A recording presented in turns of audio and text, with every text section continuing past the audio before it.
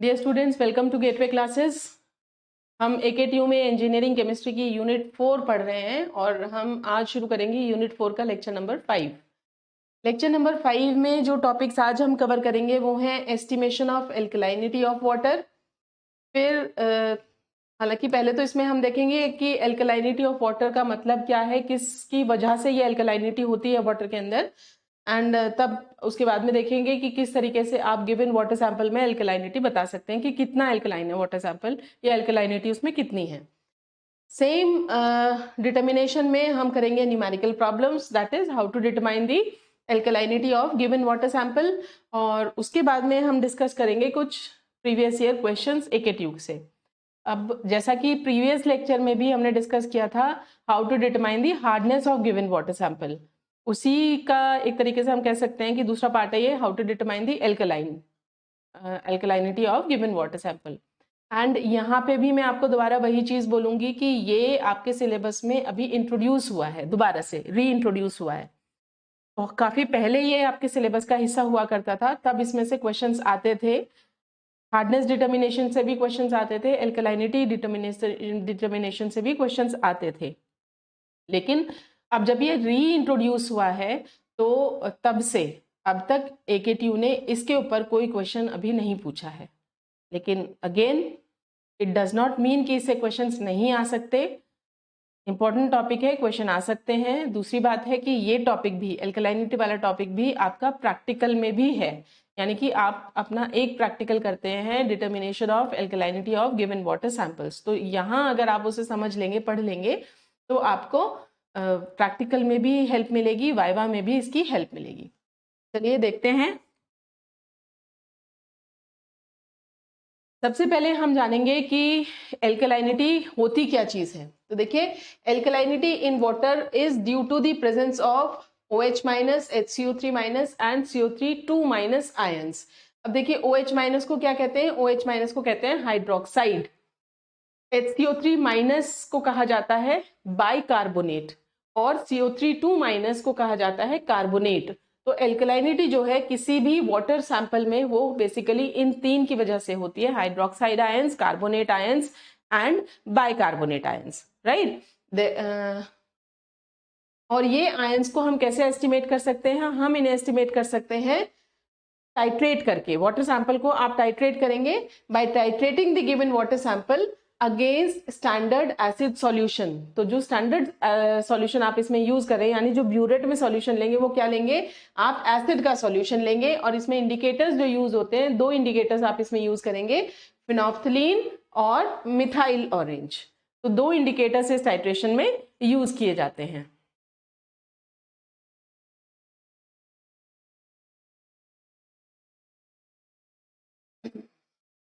अब ये जो तीन आयंस हमने देखे हैं, हम अब ये देखेंगे कि इनकी पॉसिबिलिटी क्या है, मतलब किस तरीके से ये एग्जिस्ट कर सकते हैं। क्या इंडिविजुअली एग्जिस्ट कर सकते हैं, या ये इकट्ठे पेयर में एग्जिस्ट कर सकते हैं, या तीनों इकट्ठे एग्जिस्ट कर सकते हैं। तो देखिए, पॉसिबिलिटी जो है इसमें वो है या तो हाइड्रोक्साइड अकेले एग्जिस्ट करें, कार्बोनेट अकेला एग्जिस्ट करे, बाइकार्बोनेट अकेला एग्जिस्ट करे, यानी वाटर सैंपल में सिर्फ यही इंडिविजुअली प्रेजेंट हो। या कॉम्बिनेशंस जो पॉसिबल हैं वो कौन से हैं? एक कॉम्बिनेशन पॉसिबल है हाइड्रोक्साइड एंड बाइकार्बोनेट, ये दोनों आयंस साथ में हैं या नहीं है।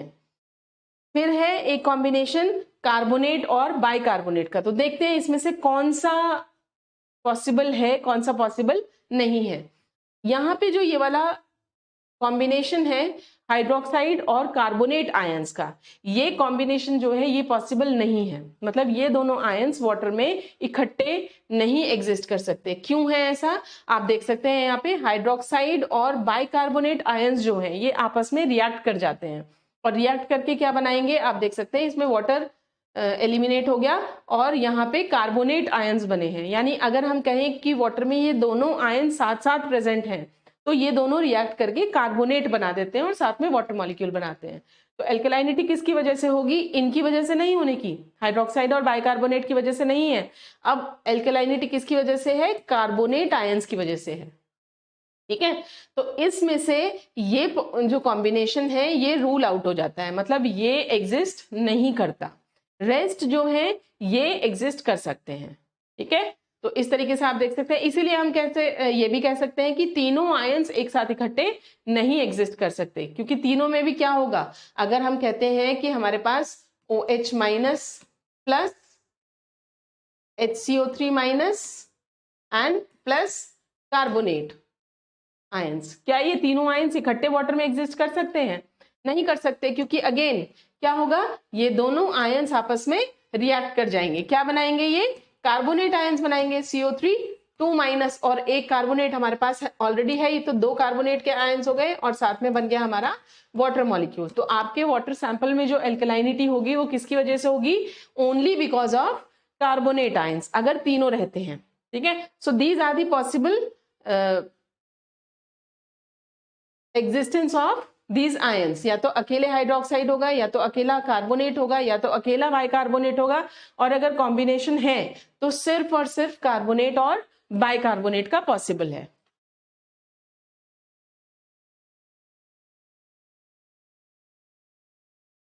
नेक्स्ट देखिए, अब जो रिएक्शंस होती हैं, ये रिएक्शन कौन सी रिएक्शन है? जब हम टाइट्रेशन करते हैं। अब देखिए ये टाइट्रेशन आप कैसे करेंगे, इसमें भी अभी हम आगे प्रोसीजर पढ़ेंगे। अभी तो हम ये देख रहे हैं कि किस तरीके से हमारी ये रिएक्शंस प्रोसीड करते हैं। हमारे पास वाटर सैंपल है, वाटर सैंपल में हमारे पास ये तीनों आयंस है, हाइड्रोक्साइड्स, कार्बोनेट्स एंड बाइकार्बोनेट्स। ये हम लेते हैं अपना नीचे कोनिकल फ्लास्क में, टाइट्रेशन फ्लास्क जिसको बोलते हैं। और हम टाइट्रेट किसके थ्रू कर रहे हैं? स्टैंडर्ड सॉल्यूशन यानी ब्यूरेट में हमने क्या लिया हुआ है? हमने लिया हुआ है एसिड का सॉल्यूशन। तो जब हम इस कोनिकल फ्लास्क में अपने वाटर सैंपल में एसिड ऐड करेंगे ड्रॉप बाय ड्रॉप, तो यानी कि हम क्या ऐड कर रहे हैं? H+ आयंस ऐड कर रहे हैं। एसिड H+ फर्निश करता है, तो हम H+ आयंस ऐड कर रहे हैं। तो हम देखेंगे कि ये तीनों आयंस जो हैं वो H+ के साथ में किस तरीके से रिएक्ट करते हैं। आप देखो OH- अगर H+ के साथ में रिएक्ट करेंगे तो क्या बनेगा?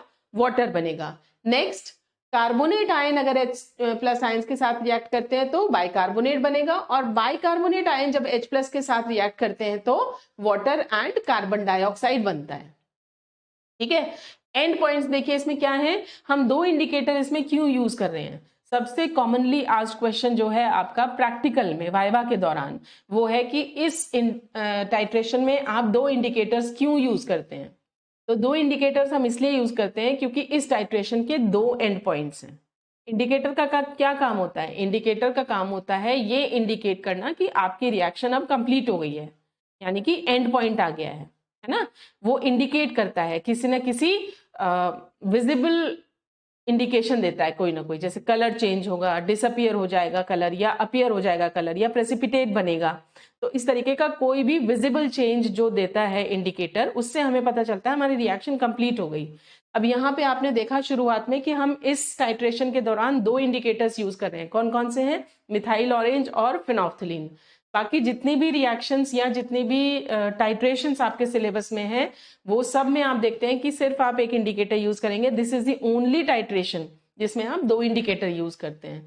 तो 2 इंडिकेटर क्यों यूज कर रहे हैं? क्योंकि इस टाइट्रेशन के दौरान हमें 2 एंड पॉइंट्स मिलते हैं। ठीक है, 2 एंड पॉइंट्स हैं रिएक्शन के। पहला जो एंड पॉइंट है उसको हम कहते हैं फिनोल्फ्थलीन एंड पॉइंट। उसको इस तरीके से कैपिटल P से हम इंडिकेट करेंगे। क्या है ये एंड पॉइंट है कि पिंक कलर आता है सॉल्यूशन का, जो कि डिसअपियर हो गया। ठीक है, तो पहला एंड पॉइंट आपका क्या है? Pink to colourless. आपका सॉल्यूशन पिंक कलर का होगा, वो फिर कलरलेस हो जाएगा। ये आपका पहला एंड पॉइंट है, इसको कहते हैं फिनोल्फ्थलीन एंड पॉइंट। और दूसरा एंड पॉइंट है आपका, वो कौन सा है? वो है मिथाइल ऑरेंज एंड पॉइंट, और इसको इंडिकेट करते हैं कैपिटल M से। यहाँ पे क्या होता है?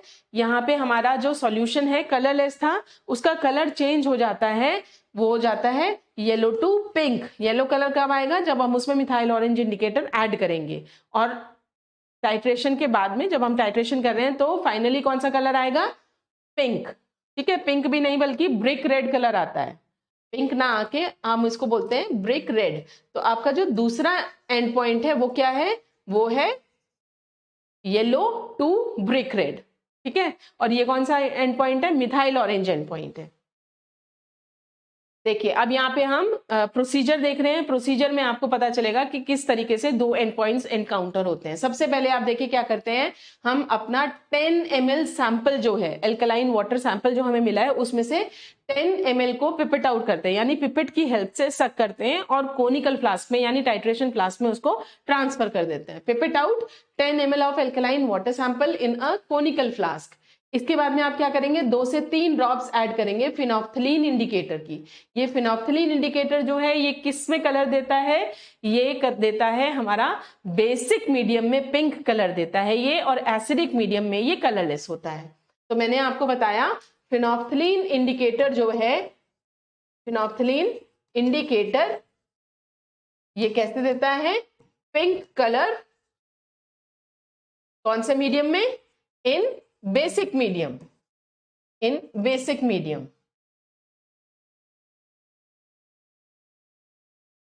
ठीक है, और एसिडिक मीडियम में क्या करता है ये, colourless, colourless in acidic medium.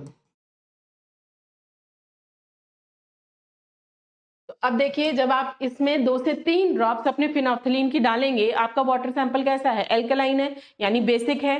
तो आपका वाटर सैंपल जो पहले कलरलेस था, पानी का रंग होता है तो नहीं होता, तो वो कलरलेस था। लेकिन जैसे ही आप इसमें फिनोप्थलीन की कुछ ड्रॉप्स डालेंगे तो आपका जो वाटर सैंपल है वो कैसा हो जाएगा, वो पिंक हो जाएगा। किसकी वजह से हुआ, फिनोप्थलीन की वजह से हुआ। ठीक है, अब देखिए आगे क्या करेंगे, आप टाइट्रेट करेंगे इसको, titrate this sample solution against standard N/10 HCl solution. तो जो कोनिकल फ्लास्क में आपका वाटर सैंपल है पिंक कलर का जो हो गया है, उसमें फिर आप क्या करेंगे, ब्यूरेट से अपना स्टैंडर्ड सॉल्यूशन यानी एसिड जो आपने लिया हुआ है, क्या नॉर्मेलिटी है उसकी, N/10 HCl सॉल्यूशन है आपका, उसकी ड्रॉप्स एक एक करके ड्रॉप बाय ड्रॉप आप उसको अपने कोनिकल फ्लास्क में ऐड करना शुरू करेंगे और अपने सॉल्यूशन को नीचे आप रेगुलरली शेक करते रहेंगे। कब तक करेंगे इसको, कंटिन्यूअस शेकिंग के साथ में, until the pink colour just disappears. तो जब तक आपका ये पिंक कलर सॉल्यूशन का डिसअपियर नहीं हो जाता तब तक आप ये टाइट्रेशन करते रहेंगे। तो आपका जो पहला एंड पॉइंट है वो आ गया यहाँ पे। आपका कैसा सॉल्यूशन था, पिंक था, और पिंक से आपका कैसा हो गया, कलरलेस हो गया सॉल्यूशन। तो now note down the reading from the burette which corresponds to phenolphthalein end point. तो ये आपका पहला एंड पॉइंट आ गया, यहाँ पे आपको अपनी रीडिंग्स नोट कर देनी है। आगे देखिए, इसी सॉल्यूशन में जो आपका पिंक से कलरलेस सॉल्यूशन हुआ है, इसी सॉल्यूशन में हम अब आगे ऐड करते हैं कुछ ड्रॉप्स अपने अगले इंडिकेटर की। कौन सा है आपका इंडिकेटर, मिथाइल ऑरेंज इंडिकेटर। तो देखिए now add 2 to 3 drops of methyl orange indicator to the same solution, और फिर हम क्या करेंगे, फिर से टाइट्रेशन कंटिन्यू करेंगे, यानी फिर से एसिड जो है वो ड्रॉप बाय ड्रॉप अपने कोनिकल फ्लास्क में ऐड करेंगे। Again note down the total volume of N/10 HCl used from burette which corresponds two methyl orange end point. तो ये आप ड्रॉप बाय ड्रॉप एसिड तब तक ऐड करते रहेंगे, जैसे ही आप मिथाइल ऑरेंज ऐड करेंगे अपने वाटर सैंपल में जो कि कलरलेस था, मिथाइल ऑरेंज जैसे ही आप ऐड करेंगे तो आपका जो सॉल्यूशन है वो येलोइश कलर का हो जाएगा। मिथाइल ऑरेंज का जो कलर होता है वो ऑरेंज होता है, इसीलिए उसको मिथाइल ऑरेंज बोल रहे हैं। ठीक है, जैसे ही आप इसके कुछ ड्रॉप्स अपने वाटर सैंपल में ऐड करेंगे तो आपका वाटर सैंपल कैसा हो जाएगा, आपका वाटर सैंपल येलो कलर का हो जाएगा। फिर आप क्या कर रहे हैं, उसमें ऐड कर रहे हैं एसिड की ड्रॉप्स, टाइट्रेशन कर रहे हैं उसकी, तब तक ऐड करनी है जब तक कि आपका ये येलो कलर का सॉल्यूशन ब्रिक रेड कलर में ईंट के जैसा रंग हो जाएगा, उसमें चेंज ना हो जाए। तो ये वाला जो है यहाँ पे आप फिर से रीडिंग नोट करेंगे, ये आपकी रीडिंग है मिथाइल ऑरेंज एंड पॉइंट की। ठीक है, देखिए again note down the total volume of N/10 HCl used from burette which corresponds two methyl orange end point. इस प्रैक्टिकल को हम बार बार, एक्सपेरिमेंट को बार बार रिपीट करेंगे जब तक कि हमारी कंकॉर्डेंट रीडिंग्स नहीं आ जाती, यानी एक के बाद एक सिमिलर रीडिंग्स जब तक नहीं आ जाती। ठीक है, अब ये एक आपकी ऑब्जर्वेशन टेबल है। यहाँ पे देखिए आपने शुरुआत में जो वॉल्यूम ली है वाटर सैंपल की कोनिकल फ्लास्क में, वो आप कितनी ले रहे हैं, 10 ml ले रहे हैं। इनिशियल रीडिंग आपकी ब्यूरेट की कितनी होगी, आप 0 से शुरू करेंगे हमेशा। तो यहाँ पे जो भी रीडिंग आएगी, सपोज कीजिए लेटेस्ट से कि आपकी रीडिंग यहाँ पे आ जाती है, लेट्स से ये आती है आपकी 5.5। ठीक है, 5.5 आई। फिर आप इसको आगे और कंटिन्यू कर रहे हैं, तो फिर आपकी यहाँ पे रीडिंग आ गई 10। ठीक है, तो इसी तरीके से फिर से आप दोबारा शुरू करेंगे प्रैक्टिकल। फिर से आपकी यहाँ पे रीडिंग क्या आएगी 5.5, फिर से आपकी यहाँ पे क्या आ गई 10, या हम कहते हैं यहाँ पे सपोज कीजिए हमारी आई 5.8 और यहाँ पे आई आपकी 10.3। तो चेंज है रीडिंग, इसलिए हम इसको आगे कंटिन्यू करेंगे।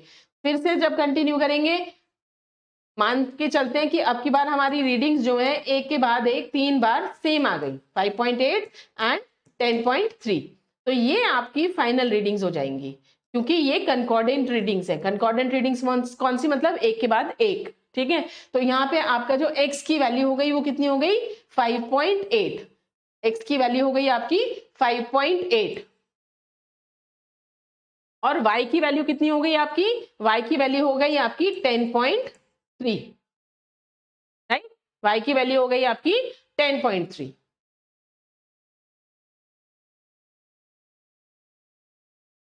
देखिए कैलकुलेशन इस समय कैसे करेंगे। कैलकुलेशन के लिए हमने सैंपल कितना लिया था 10 ml लिया था। यहाँ पे जो वॉल्यूम यूज हुई है एसिड की फिनोल्फथालीन एंड पॉइंट पे, उसको हमने मान लिया x, और जो वॉल्यूम यूज हुई है मिथाइल ऑरेंज एंड पॉइंट पे, उसको हमने मान लिया x प्लस वाई। तो volume of n/10 HCl used in the presence of methyl orange क्या होगी y/ml, है ना। ये y/ml जो है ये हमने रीडिंग ली है अपनी मिथाइल ऑरेंज के लिए, जैसे हमने अभी पीछे किया भी था। तो अब हमारे पास इक्वेशन होती है N1V1 is equal to N2V2। एक तरफ जो नॉर्मेलिटी और वॉल्यूम ले रहे हैं वो हम सैंपल की लेंगे, यानी वाटर जो सैंपल हमने लिया है, और दूसरी तरफ हम लेंगे अपना एसिड सॉल्यूशन। तो एसिड की नॉर्मेलिटी आपको पता है, एसिड की वॉल्यूम भी आपको पता है। वॉल्यूम कौन सी होगी, या तो x होगी या तो y होगी। ठीक है, तो यहाँ पे नॉर्मेलिटी हमें वाटर की पता नहीं है, वाटर सैंपल की वॉल्यूम हमें पता है। वॉल्यूम हमने कितनी ली है 10 ml ली है, और नॉर्मेलिटी क्या है एसिड की, हमने कितने नॉर्मल का एसिड लिया है 1/10, n/10 नॉर्मेलिटी का एसिड लिया है। ठीक है, हमारी वॉल्यूम कितनी है फिनोल्फथालीन एंड पॉइंट के लिए x है, हमने यहाँ पे x रख लिया। ठीक है, तो हमारी n1 कितनी आ जाएगी इज इक्वल टू x/100, इस 10 को नीचे ले जाएंगे। ठीक है, x/100 हमने मान लिया कि हमारी जो V2 वॉल्यूम है वो कितनी है x है, तो ये आ गया हमारा x/100। n/10 मतलब 1/10, है ना, n/10 नॉर्मेलिटी का मतलब क्या होता है 1/10, तो ये आ गया हमारा x/100। स्ट्रेंथ निकालेंगे अब CaCO3 की in terms of CaCO3, sorry strength निकालेंगे इन टर्म्स ऑफ वाटर की, स्ट्रेंथ निकालेंगे इन टर्म्स ऑफ CaCO3। तो स्ट्रेंथ का फॉर्मूला क्या होता है normality into equivalent wait. CaCO3 की टर्म्स में निकाल रहे हैं हम, तो इक्विवेलेंट वेट किसका लेंगे CaCO3 का। ठीक है, तो यहाँ पे हमने स्ट्रेंथ का जो फॉर्मूला लगाया है वो क्या लगाया है, strength is equal to normality into equivalent weight of CaCO3। Normality हमारी कहां से ली हमने, ये x/100 आ गई, और इक्विवेलेंट वेट CaCO3 का कितना होता है 50 होता है, ग्राम्स में होता है ये। इसको हम चेंज कर लेंगे ppm में, तो मल्टीप्लाई कर लेंगे 1000 से, यानी ये आपकी आ गई कितनी x/2 ग्राम्स पर लीटर। मल्टीप्लाई कर लिया हमने 1000 से, मिलीग्राम्स में चेंज करने के लिए, तो ये आपका आ गया x/2 इंटू 1000 मिलीग्राम्स पर लीटर। इसी तरीके से, ठीक इसी तरीके से हम कैलकुलेट कर सकते हैं अपनी मिथाइल ऑरेंज की एल्कलाइनिटी। उसके लिए भी आप यही करेंगे N1V1 is equal to N2V2। यहाँ पे आपकी वॉल्यूम कौन सी होगी, जो मिथाइल ऑरेंज इंडिकेटर का एंड पॉइंट है। ठीक है, यहाँ पे ये जो V1 होगा वो वही होगा 10 ml, N2 भी सेम होगा, एसिड की नॉर्मेलिटी n/10 ही है, तो उसके लिए भी आप मिथाइल ऑरेंज के लिए क्या करेंगे, सबसे पहले अपनी नॉर्मेलिटी निकाल लेंगे वाटर सैंपल की। ठीक है, और फिर से स्ट्रेंथ निकालेंगे इन टर्म्स ऑफ CaCO3। ठीक है, तो ये आपकी मिथाइल ऑरेंज एल्कलाइनिटी कितनी आ जाएगी, जैसे ये कैलकुलेट करिए ठीक इसी तरीके से ये आ जाएगी x plus y/2 into 1000 milligrams पर लीटर। ये है आपकी कैलकुलेशन पार्ट।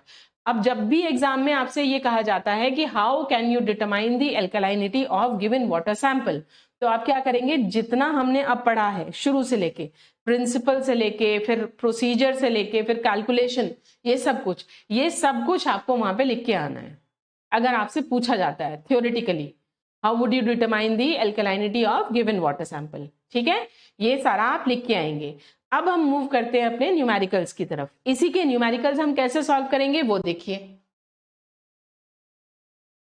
सबसे पहले आपको ये एक टेबल याद रखनी है जो आपको न्यूमेरिकल्स में हेल्प करेगी। यहाँ पे टाइट्रेशन का जो रिजल्ट आया है वो उसके बेसिस पे बताया गया है कि पानी में आपके कौन कौन से आयंस प्रेजेंट हो सकते हैं और कितने। जैसे कि मान लीजिए आपकी P की वैल्यू 0 आई है, ठीक है, तो उस केस में क्या है, आपके वाटर सैंपल में ना तो हाइड्रोक्साइड आयंस है ना तो कार्बोनेट आयंस है, आपके पास सिर्फ और सिर्फ बाइकार्बोनेट आयंस हैं और उनकी वैल्यू कितनी होगी, वो भी P के बराबर होंगे। यानी जो भी हमारी जो भी हमारी M की वैल्यू आएगी, यहाँ पे M की जो भी वैल्यू आएगी वो आपकी होगी यहाँ पे एल्कलाइनिटी बाइकार्बोनेट की। अब देखिए नेक्स्ट देखिए, P is less than half of T जो है ये यहाँ पे M बना लीजिए इसको, T is M methyl orange end point.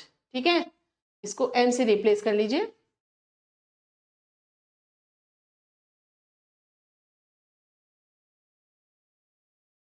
तो यहाँ पे है P is less than half of M। उस केस में क्या होगा, हाइड्रोक्साइड आयंस आपके पानी में प्रेजेंट नहीं है, कार्बोनेट आयंस हैं, कितने होंगे 2P। P की वैल्यू जितनी भी आई है वो हो जाएगा ट्वाइस ऑफ P। ठीक है, वो हो जाएगी आपकी कार्बोनेट आयंस की एल्कलाइनिटी। आगे है M-2P।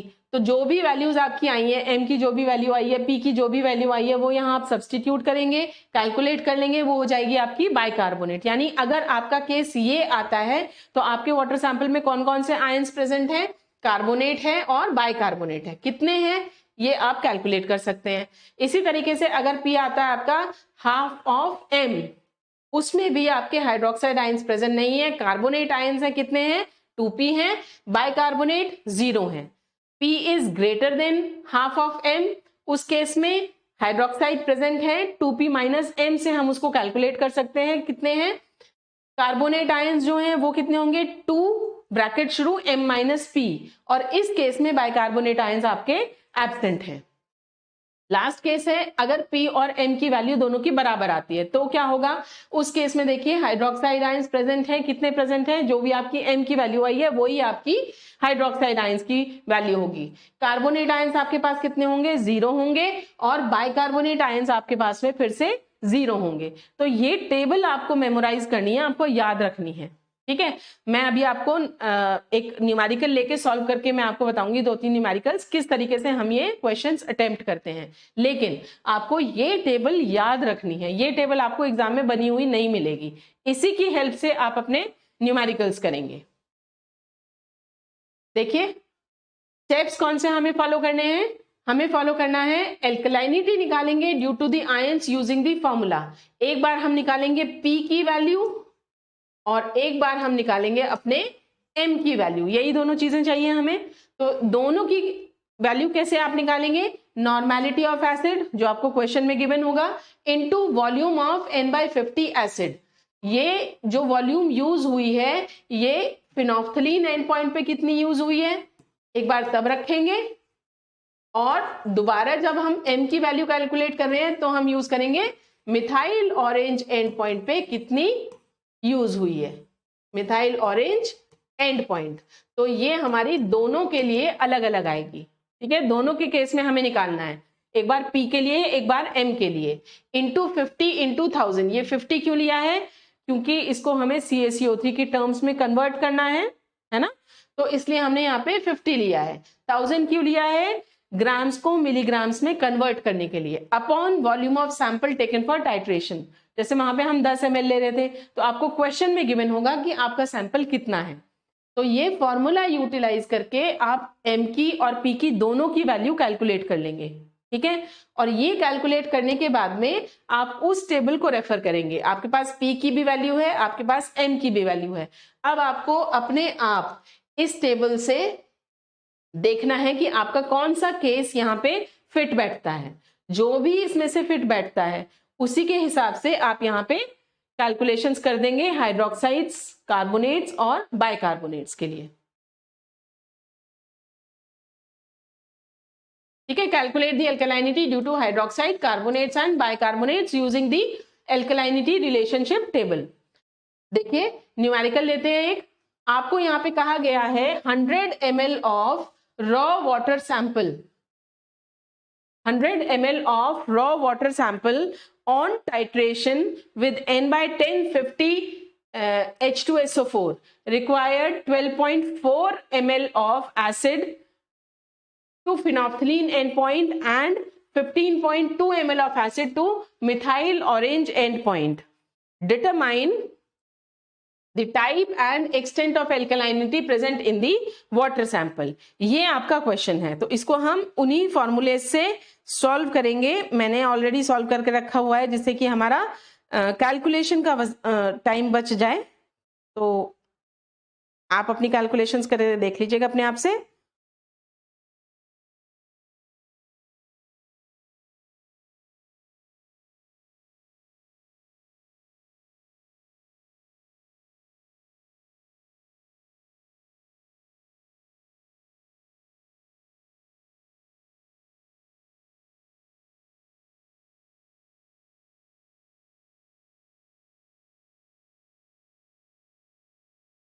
तो देखिए अगर आप सीधा फॉर्मूला लगाना चाहते हैं तो आप वो वाला सीधा फॉर्मूला भी लगा सकते हैं, नहीं तो जैसे आप देखिए दो तरीके हैं इस क्वेश्चन को करने के।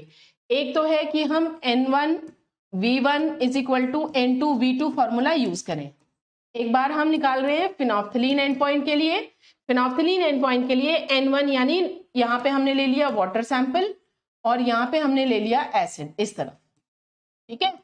तो वाटर की नॉर्मेलिटी हमें गिवन नहीं है यहाँ पे, तो इसको हम N1 रखते हैं इनटू वॉल्यूम ऑफ वाटर आपका कितना लगा है, वॉल्यूम ऑफ वाटर आपने लिया है 100 ml, तो ये हमने यहाँ पे 100 ले लिया इज इक्वल टू एसिड की नॉर्मेलिटी देखिए कितनी है N/50, तो यहाँ पे हम रखते हैं 1/50 और वॉल्यूम कितना लगा है, वॉल्यूम लगा है आपका 12.4 फिनॉल्फ्थलीन एंड पॉइंट के लिए, ये मैंने ले लिया यहाँ पे 12.4।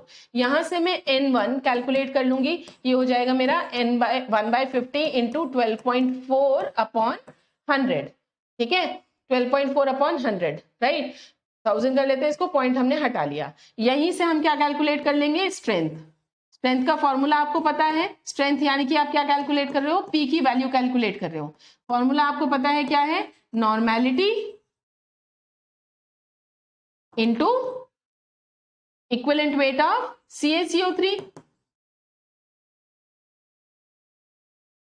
ठीक है। नॉर्मेलिटी आपकी कितनी आई है, ये आई है 1/50 into 124 upon 1000 into equivalent weight कितना होता है CaCO3 का 50 होता है, और इसको हम 1000 से मल्टीप्लाई करेंगे मिलीग्राम्स में कन्वर्ट करने के लिए, तो यहाँ पे मैंने इसको 1000 से मल्टीप्लाई कर लिया, तो ये देखिए ये दोनों कट गए, ठीक है। कितना आ गया, ये 124 ppm आ गया। तो ये किसकी वैल्यू है 124, ये आपकी P की वैल्यू आ गई, ठीक है। तो एक तरीका तो ये है करने का, एक तरीका है जो मैंने आपको पीछे फॉर्मूला बताया था, उस फॉर्मूले में रख के आप सीधे सीधे P की वैल्यू कैलकुलेट कर सकते हैं, ठीक है। तो ये है हमारा first method to calculate P। अब यहाँ पे मैं आपको बता रही हूं दूसरा मेथड, सेकेंड मेथड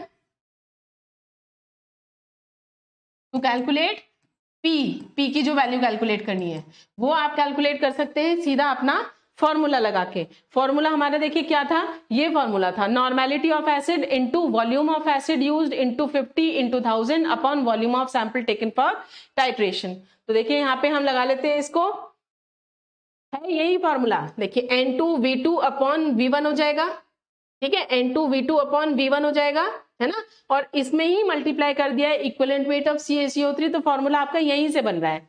देखिए P की वैल्यू क्या होगी, यानी नॉर्मेलिटी या स्ट्रेंथ जो हम कैलकुलेट कर रहे हैं, फॉर्मूला क्या होगा हमारा N2V2, यहीं से ला रहे हैं देखिए, अपॉन V1 इनटू ये स्टेप भी हमने यहीं कंबाइन कर दिया, equivalent weight of CaCO3 into 1000।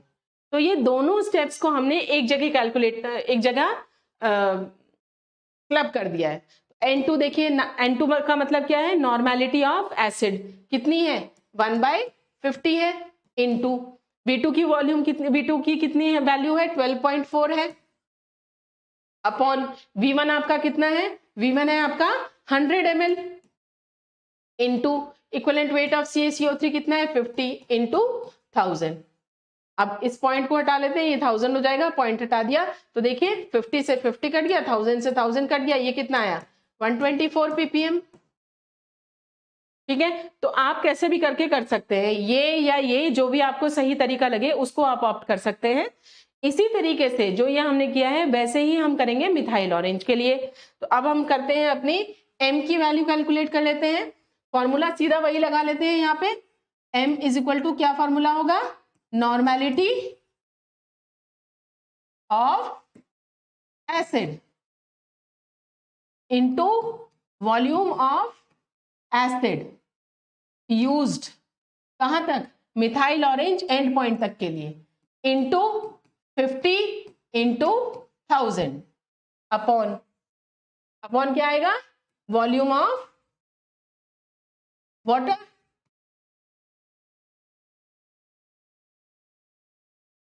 ठीक है।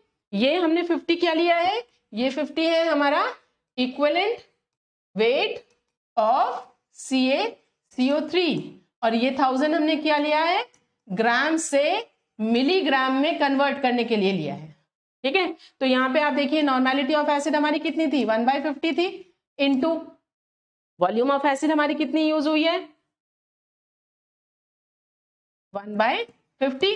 वॉल्यूम ऑफ एसिड आपका कितना यूज हुआ है क्वेश्चन से देखिए, फिनोक्सिलिन एंड पॉइंट के लिए इतना हुआ था, and 15.2 ml of the acid two methyl orange end point. तो आपका एसिड कितना लगा है 15.2 ml लगा है, जो आपकी वाटर की वॉल्यूम है वो इतनी ही है 100 ml, तो ये हो जाएगा into 15.2 into 50 into 1000 upon volume of water आपका कितना है, वॉल्यूम ऑफ वाटर है 100 ml, तो यहाँ पे हमने ले लिया 100, ये पॉइंट हटा दिया 1000 आ गया, 50 से ये 50 कट गया, 1000 से ये 1000 कट गया, ये आपका आ गया 152। ठीक है, तो आपकी P की वैल्यू कितनी आई है और M की वैल्यू कितनी आई है वो हम यहाँ पे लिख लेते हैं। M आया आपका 152 और P आपका आया था 124। अब देखिए टेबल को देखिए, क्या इसमें P 0 है, नहीं, क्या इसमें M 0 है, नहीं, क्या P और M बराबर है, नहीं, क्या P, अब हमारे पास दो केसेस हैं, P is less than half of M या P is greater than half of M। तो ये दो केसेस हैं हमारे पास, इनमें से देखते हैं क्या है, हाफ ऑफ M की वैल्यू क्या होगी 152/2, ये आ गया हमारा 7 and 6 76।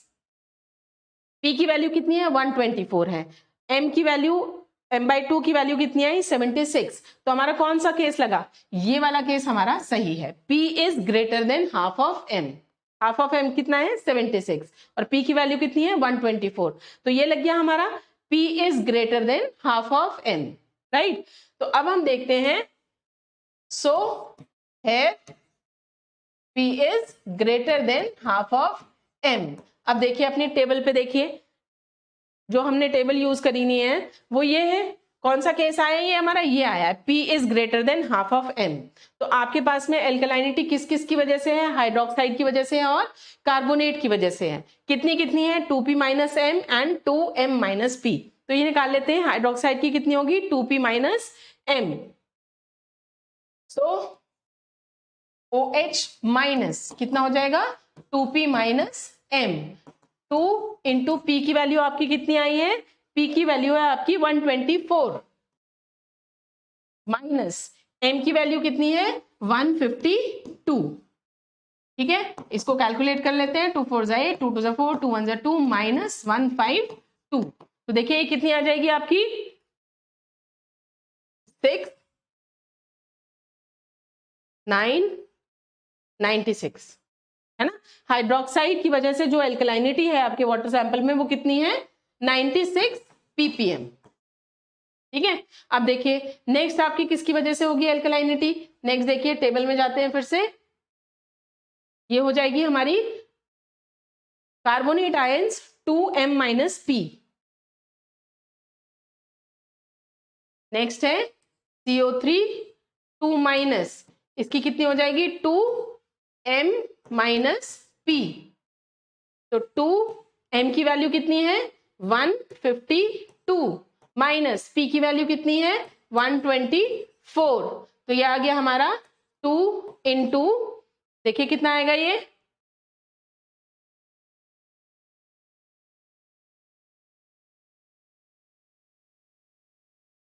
96 ppm। इसकी भी वैल्यू आ गई 96 ppm। तो यहाँ पे हम लिखेंगे कि इस वाटर सैंपल में जो एल्कलाइनिटी है वो है because of hydroxide and carbonate ions. कितनी है वो भी हमने यहाँ पे कैलकुलेट करके दिखा दी है, ठीक है।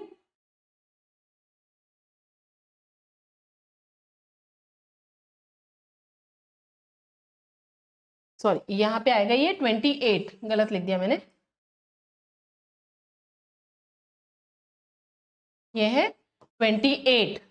तो ये आपका आएगा 46 नहीं आएगा, ये आपका आएगा 56 ppm, ठीक है। तो इसी तरीके से सारे क्वेश्चंस आते हैं। आपको सिर्फ ये ध्यान देना है कि आपको मिथाइल ऑरेंज एंड पॉइंट कितना है और ये फिनोल्फथालीन एंड पॉइंट कितना है, उसके हिसाब से आपको नॉर्मेलिटी कैलकुलेट करनी है अपने वाटर सैंपल की।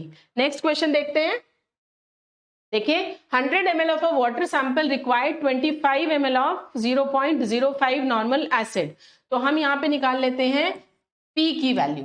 P की वैल्यू के लिए हमारे पास फॉर्मूला क्या है, normality of acid into volume of acid used into, अगर फॉर्मूला ही लिखना है तो हम लिखेंगे equivalent weight of CaCO3 into 1000 upon volume of water sample. ये हमारा हो गया फॉर्मूला, ठीक है, पी की वैल्यू कैलकुलेट करने के लिए। अब देखते हैं वाटर की, ये एसिड की जो नॉर्मेलिटी है वो कितनी है, 0.05 नॉर्मल है। 0.05 इंटू वॉल्यूम ऑफ एसिड कितना यूज हुआ है, 25 ml ऑफ एसिड यूज हुआ है हमारा यहाँ पे। तो ये हो गया into 25 into equivalent weight of CaCO3 is 50 into 1000, और हमारा वाटर सैंपल कितना है 100 ml है, ठीक है। तो ये हो गया इंटू 100 कर लेते हैं, ये पॉइंट हटा लिया हमने, यहां से चारों जीरो हट गई हमारी, ये तीनों जीरो ये सब चला गया। तो ये आ जाएगा आपका, ये आ गया आपका 25 into 25, so it will be 625 ppm, ठीक है। ये आपकी P की वैल्यू आ गई। इसी तरीके से हम कैलकुलेट कर लेंगे अपनी M की वैल्यू। फॉर्मूला हमारा वही लगेगा, सेम फॉर्मूला होगा, normality of acid into volume of acid used. ये वॉल्यूम कौन सी है एसिड की, जो मिथाइल ऑरेंज एंड पॉइंट तक यूज हुई है, into equivalent weight of CaCO3 into 1000 upon volume of water sample. तो देखिए आगे पढ़ते हैं क्वेश्चन को। नॉर्मेलिटी तो एसिड की वही रहनी है क्योंकि सेम एसिड आप यूज कर रहे हो, तो ये आ जाएगा 0.05 into volume of acid use कितना है। अब आगे पढ़ के देखते हैं। 100 ml of water sample required 25 ml of 0.05 normal acid for phenolphthalein endpoint and another 10 ml for methyl orange endpoint। another 10 ml का मतलब क्या है कि जितनी भी वॉल्यूम पहले यूज हुई थी एसिड की उसमें 10 ml और ज्यादा। तो कितनी हो जाएगी, पहले कितनी यूज हुई थी 25 में 10 और ऐड कर लेंगे, है ना, तो हो जाएगी 35 तो ये हो गई हमारी, ब्रैकेट में लिख लेते हैं इसको, 25 प्लस 10, ये हो गई हमारी volume of acid used into equivalent weight of CaCO3 कितना है 50 into 1000 upon volume of acid, ये वाटर सैंपल सेम ही है 100 ml, ठीक है। तो ये हो जाएगा हमारा, फिर से इंटू 100 कर लेते हैं, पॉइंट हट गया, ये चारों जीरो हमारी खत्म हो जाएंगी, ये चला गया, ये चला गया, ये है कितना 35, तो 5 5 से 25, 25 इंटू 35, ये आ जाएगा आपका 875 ppm। तो अब आपके पास P की भी वैल्यू है और M की भी वैल्यू है, 625 एंड 875। तो यहाँ पे आपकी P की जो वैल्यू है वो है 625 ppm और M की वैल्यू है आपकी 825 ppm। तो हमारे जो केसेस हैं उसमें से फिर से वही P जीरो नहीं है, M जीरो नहीं है, P और M दोनों बराबर नहीं है। फिर से हमारे पास दो सिचुएशंस है, या तो P की वैल्यू होगी less than half of M या तो P की वैल्यू होगी greater than half of M। तो पहले हम देख लेते हैं कि हाफ M की वैल्यू कितनी होगी। हाफ M की वैल्यू कितनी होगी 825/2, ये कितना हो जाएगा 412.5। तो 412.5 इज लेस देन 625, है ना, it is less than 625, right. तो फिर से हमारी क्या हो गई, P इज, कौन सा केस बैन किया हमारा, P is greater than half of M, यानी पिछले वाला जो था सेम वही केस इसमें भी लग गया हमारा। तो यहाँ पे हमारा क्या हो जाएगा, यहाँ पे वही चीज है, आपकी हाइड्रोक्साइड्स और कार्बोनेट आयंस प्रेजेंट है, बाय कार्बोनेट आयंस आपके यहाँ पे एब्सेंट है। यहाँ पे हम लिख लेंगे सो हाइड्रोक्साइड कितना होगा, सॉरी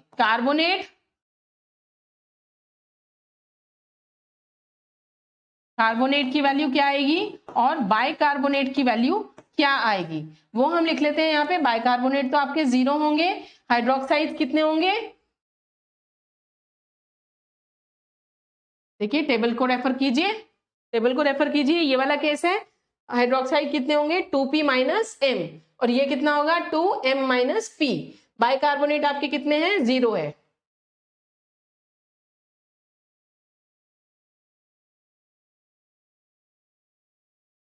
तो ये है 2p माइनस m और ये है 2m माइनस p। ये केसेस हैं आपके, सॉल्व कर लेते हैं इनको। तो यहाँ पे p की वैल्यू देखिए कितनी है 625, तो 2 इंटू 625 माइनस 825, ये आ गया आपका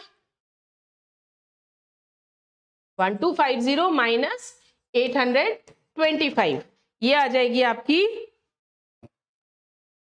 375 ppm। इसी तरीके से कार्बोनेट की वैल्यू हम कैलकुलेट कर लेंगे, 2m की वैल्यू कितनी है आपकी 825 माइनस कितना है 625, ये आ गया आपका 2 इंटू, देखिए कितना आ जाएगा 200, ये आ गया आपका 400 ppm और बाइकार्बोनेट कितने हैं 0 हैं। तो इस तरीके से आप ये कैलकुलेट करेंगे। ये क्वेश्चंस भी ऐसे ही हैं, आपको सेम यही पैटर्न मिलेगा, इसी तरीके से सॉल्व करने हैं। क्वेश्चन की लैंग्वेज से बस आपको ये ध्यान में देना है कि आपकी एसिड की जो वैल्यू वॉल्यूम है वो कहाँ पे कितनी यूज हुई। जैसे यहाँ पे इस क्वेश्चन में आपने देखा थोड़ी सी लैंग्वेज चेंज थी, another 10 ml करके, है ना, तो थोड़ा सा जो डिफरेंस आएगा वो सिर्फ क्वेश्चन की लैंग्वेज में आएगा, अदरवाइज क्वेश्चंस आपको सारे इसी तरीके से सॉल्व करने हैं। नेक्स्ट देखिए, नेक्स्ट क्वेश्चन है, a water sample is not alkaline to phenolphthalein. Not alkaline to phenolphthalein का मतलब क्या हो गया, P की वैल्यू इसमें आपकी 0 है, नॉट एल्कलाइन टू फिनोप्थलीन दिया हुआ है ये, ठीक है। तो इस केस में आपको सिर्फ क्या मिलेगा, सिर्फ m की वैल्यू कैलकुलेट करनी है। m की वैल्यू कैलकुलेट करने के लिए फॉर्मूला हमारे पास है ही, अब तक तो आपको फॉर्मूला याद हो जाना चाहिए, normality of acid into volume of acid used into equivalent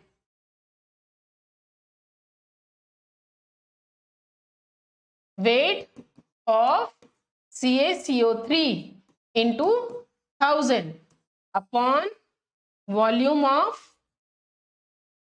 water sample। सबकी वैल्यूज रख लेते हैं, नॉर्मेलिटी आपके एसिड की कितनी है, देखिए यहां से पता चल जाएगा। Normality of acid is n/50, तो ये हो गया हमारा 1/50 into volume of acid used, volume कितनी यूज हुई है, देखिए however 100 ml of the sample on titration with n/50 HCl required 16.9 ml to obtain the end point using methyl orange as indicator. तो यहाँ पे ये आ जाएगा 16.9। Equivalent weight of CaCO3 is 50 into 1000 upon volume of water sample आपका कितना है 100 ml, ये हमने यहाँ पे 100 ले लिया, इंटू 10 करते हैं, पॉइंट हट जाएगा हमारा, ये दोनों जीरो, ये जीरो गई, तीनों चले गए, 50 से 50 कैंसिल आउट हो गया हमारा, तो यहाँ पे ये आपका आ गया 169 ppm। एन की वैल्यू आपकी आई है 169 ppm, पी आपका जीरो है। अब देखिए रेफर करते हैं फिर से हम अपनी टेबल को, देखिए पी की वैल्यू जीरो है ना। इस केस में आपकी अल्कलाइनिटी किसकी वजह से है, सिर्फ और सिर्फ बाइकार्बोनेट आयंस की वजह से है, और उसमें भी कितनी है बाइकार्बोनेट की, जो भी आपकी एम की वैल्यू आई है। तो यहाँ पे हम इसमें कैसे लिखेंगे, हम इसमें हम लिखेंगे since P is equal to 0, so the alkalinity due to OH minus and CO3 2 minus is absent या not there, ठीक है। alkalinity of the water sample is only because of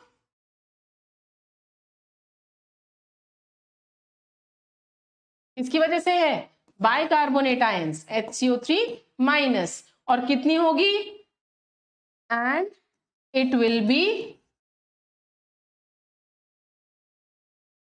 HCO3 minus is equal to M।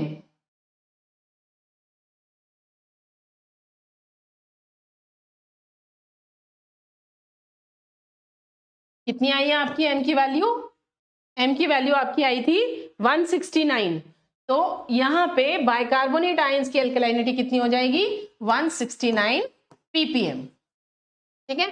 This is how you will solve this type of questions.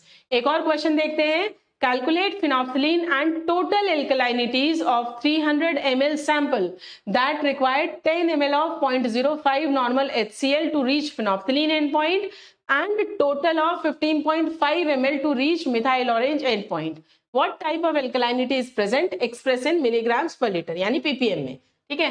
वही formula हमें लगाना है, P की value calculate करेंगे, M की value calculate करेंगे, तो P की वैल्यू के लिए है normality of acid into volume used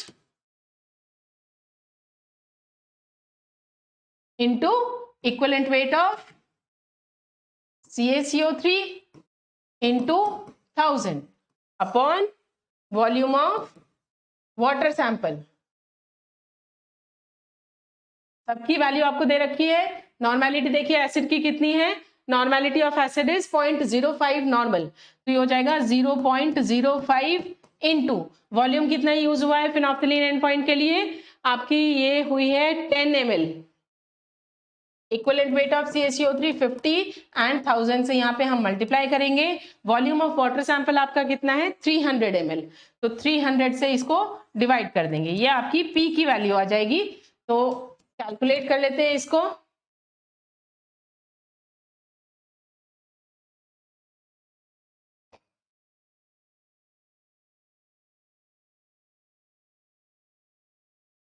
to 250 upon 3, तो ये आ जाएगा आपका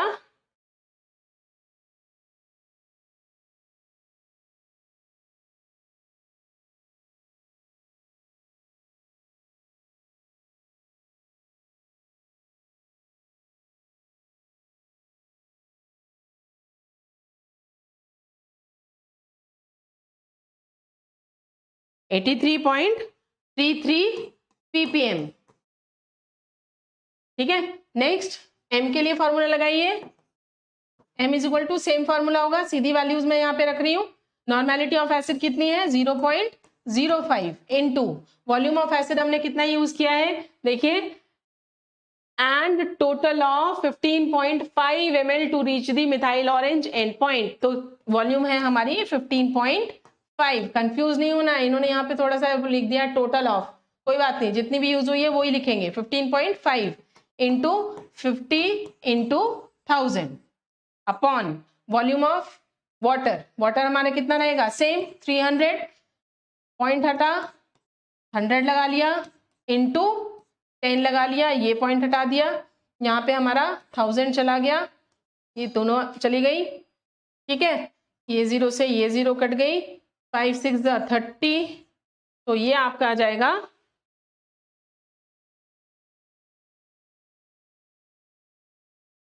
775 अपॉन 6। ये आएगा आपका कैलकुलेट करके 129.17 ppm। ठीक है, ये कैलकुलेट करके आपका आ गया 129.17 ppm। अब आपके पास P की भी वैल्यू है और M की भी वैल्यू है, दोनों को देखते हैं। यहाँ पे लिख लेते हैं, P आपका आया है 83.33 ppm। M की वैल्यू आपकी आई है, M की वैल्यू आई है आपकी 129.17 ppm। So here P is not 0, M is not 0। ठीक है, आपके पास फिर दो केसेस बनते हैं, इधर P is greater than half M और P is less than half M।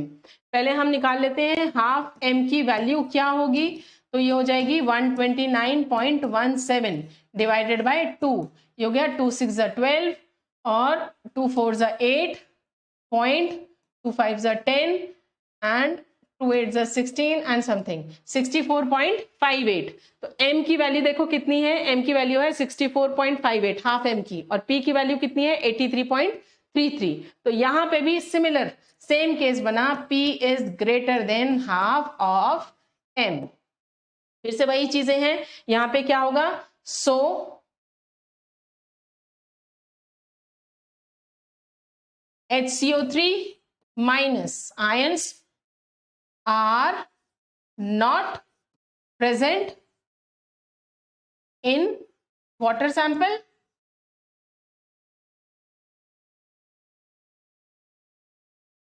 ठीक है, एल्कलाइनिटी जो है वो किसकी वजह से है, alkalinity is due to OH minus and HCO3 minus. OH minus की एल्कलाइनिटी कितनी होगी, वो होगी हमारी 2P माइनस M। ठीक है, और कार्बोनेट आयंस की कितनी होगी 2M माइनस P, यही फॉर्मूला था हमारा।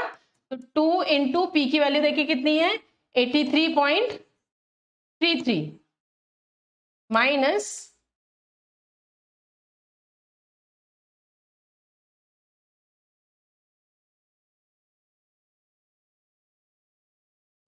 M की वैल्यू देखिए कितनी है 129.17 129.17। इसको कैलकुलेट कर लेंगे तो ये आपका आएगा 166.66 माइनस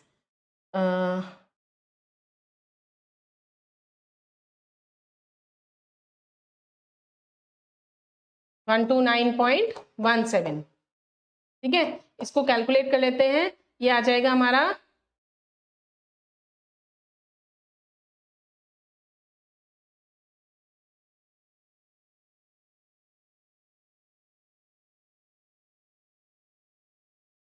37.49 ppm।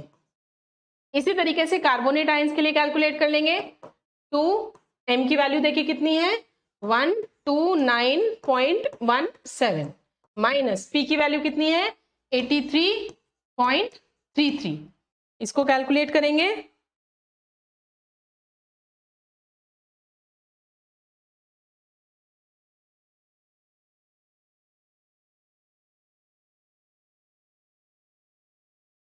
ये आएगा आपका 2 इंटू 45.84,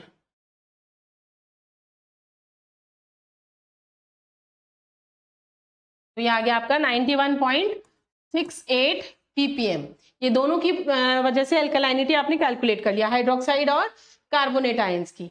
टोटल एल्कलाइनिटी आपकी कितनी होगी, यहाँ पे देखिए, total alkalinity of the given water sample वो कितनी होगी, इन दोनों को आप ऐड कर लेंगे, ठीक है। तो ये हो गई आपकी 337.49 प्लस 91.68, कितना आएगा ये,